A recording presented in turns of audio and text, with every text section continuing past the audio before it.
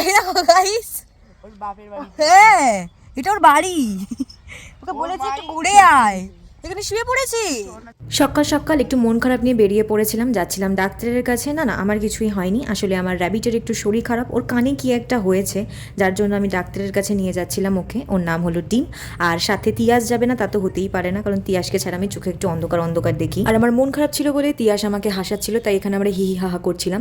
আর এই দেখো, এখানে আমরা চলে গিয়েছিলাম ডাক্তারের চেম্বারের সামনে, যেখানে লাইন দিয়ে বসেছিলাম। ডাক্তার দেখানো হয়ে যাবার পর আমরা বেরিয়ে একটু ঘোরাঘুরি করছিলাম। আর আমার ডিম, সে খুবই ভালো মেয়ে, খুব কথা শোনে, কিন্তু আমার মতো খুব মুডি।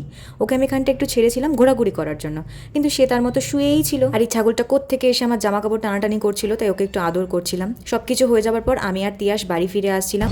আমার খরগোশ পুরো ওকে, কিন্তু একটা প্রবলেম, আমার খরগোশকে মানুষের মলম দিয়েছে, মানুষের মলম।